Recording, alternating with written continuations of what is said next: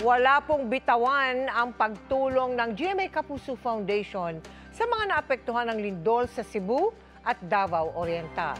Kabilang dyan ang pagkasanati ng Sagip Dugtong Buhay Bloodletting Project para tugunan ang kakulangan ng supply ng dugo sa mga ospital sa mga lugar na nilindol. Taos-puso po kami nagpapasalamat sa lahat ng sponsors, donors, partners at volunteers na nakiisa sa aming proyekto.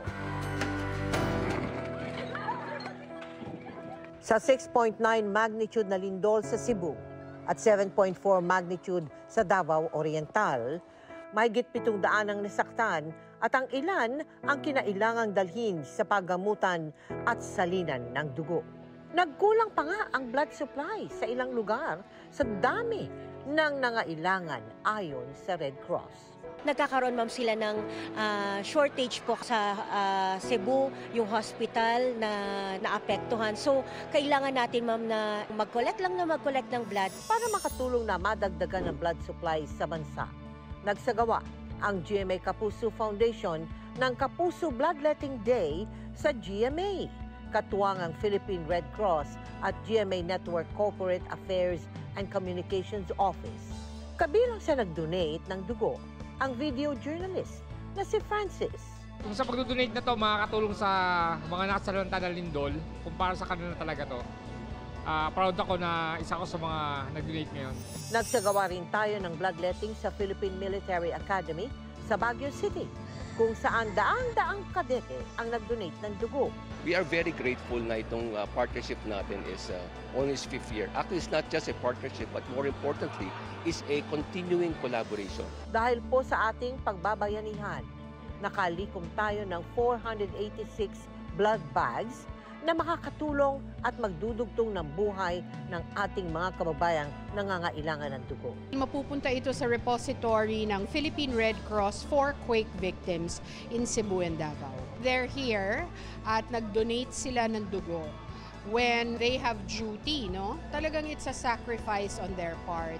Bayaning Kapuso kami. Hindi pa man lubos na nakabangon mula sa pinsalang dulot ng lindol, panibagong pagsubok naman ang kinakaharap ng mga kababayan natin sa Cebu matapos manalasa ang bagyong Tino. Sa kabila ng unos, handa namang umagapay ang Operation Bayanihan ng GMA Kapuso Foundation para sa mga apektadong residente. Lubog sa makapal na putik ang sitio Isla Verde sa barangay San Isidro, Talisay sa Cebu matapos ang malaking bahang dulot ng bagyong Tino. Halos hindi na nga raw makilala ang mga kabahayan at nagkalat pa sa paligid ang mga nasirang gamit. When the volume of water was too much to carry na sa dam, bumigay yung damming natin na artificial damming. So a large volume of water went down. So that's why si Isla Verde was one of the sitios na hard hit talaga ng flooding. Ang ilan, pilit pang isinasalba ang mga kahoy na pwede pang pakinabangan. Pero karamihan sa mga residente, nananatili na ngayon sa evacuation center dahil wala nang babalikang ligtas at maayos na tirahan gaya ng pamilya ni Ellen. Dati na raw nilang naranasan ang ganitong pagsubok noong 2021 dahil sa bagyong Odette. Ngunit ngayon, tuluyan ng inanod ang kanilang mga ipinundar na ari-arian. Paano kami magsimula muli kasi wala kami pira. Hirap-hirap. Lahat kami hirap ngayon. Nanghingi lang ako sa mga kamag-anak ko para na may makain ang pamilya ko. Kaya sa ilalim ng Operation Bayanihan ng GMA Kapuso Foundation, agad tayong nagtungo sa Barangay San Isidro upang maghatid ng tulong. 1,000 pamilya roon ang nakatira natin ng food packs. Nagsimula na rin tayong mamahagi ng tulong sa mga sinalanta ng bagyo sa Silago, Southern Leyte. Pinadapang mga bahay at apektadong kabuhayan ang naging epekto ng bagyong Tino sa Silago, Southern Leyte. Problema tuloy ang pagkukunan ng pangangailangan. Kaya naman agad na naghatid ng tulong ang GMA Kapuso Foundation. Sa bayan ng Silago, Southern Leyte, unang naglandfall ang bagyong Tino. At sa paghagupit nito, na numbalik daw ang trauma ng mga residente sa barangay Hingatunggan sa Super Typhoon Odette. Ngunit mas malakas na hangin daw ang dala ng bagyong Tino. Ang magsasaka na si Rodel nawalan na ng bahay. Pinatumba pa ng malakas na hangin ang mga puno ng nyog na kanyang pangunahing kabuhayan.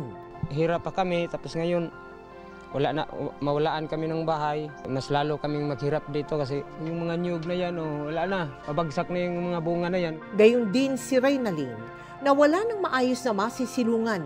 Ang bahay ng kanyang ina na si Alicia, flooring na lang ang naiwan. Yung lubig kasi parang nang magpapunta sa yung bubong.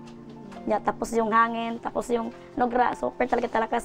Sa Barangay Salvacion naman, itinabi ng mga mangingisda ang kanilang mga bangka sa may covered court para maiwasan ang pinsala ng bagyo.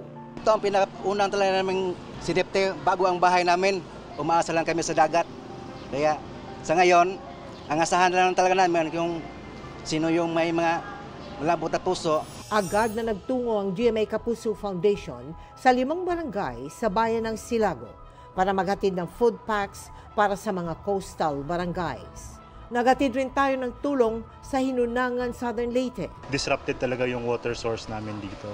Kailangan talaga namin ng tubig, pagkain, hygiene kit po, and shelter materials, shelter kits. Sa kabuuan, 12,000 individual ang ating natulungan.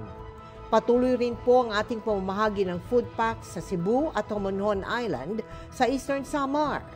Mga kapuso, tulungan po natin silang makaahon sa gitna ng unos. Sa mga nais tumulong, maaari po kayo magdeposito sa aming mga bank account o magpadala sa Cebuana Luwalier. Pwede ring online via GCash, Shopee, Lazada, Globe Rewards at Metrobank Credit Card.